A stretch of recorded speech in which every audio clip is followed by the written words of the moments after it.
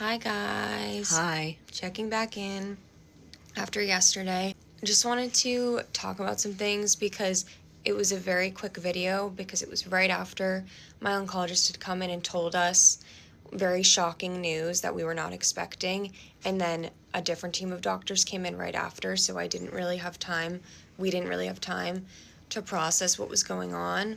I was very angry in the video that I made for a lot of reasons. My mom obviously wasn't expecting that. She started crying in that video, and around that video, after that video ended, I'm like trying to say, I'm not accepting this because, like, that is not the line of treatment that we had, or the path that we had been told that we were going toward. I do not believe that going into hospice or end of life care is giving up at all.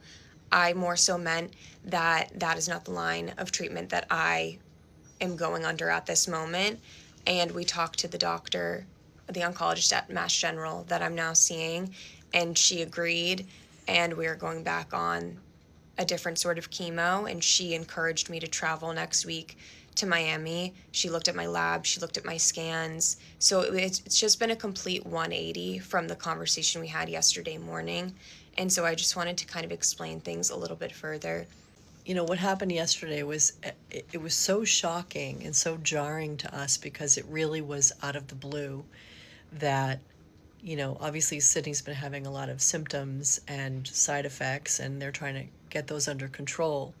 But there was no discussion, no indicators that we would go from treating side effects to halting chemo altogether, and essentially MSK refusing to provide chemo anymore and instead go on a comfort kind of plan where she wouldn't receive any kind of treatment for her cancer and would just be made comfortable until the cancer took over and ended her life. And it was like, that's shocking to hear. And I think a lot of what we were going through yesterday morning was just obviously processing information, trying to figure out why he presented it that way.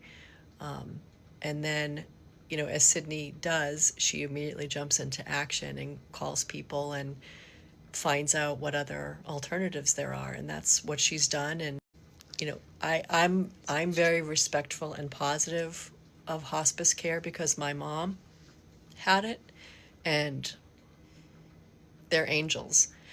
But for Sydney, that's not the right pivot right now. That's not something that either of us or a lot of other people are emotionally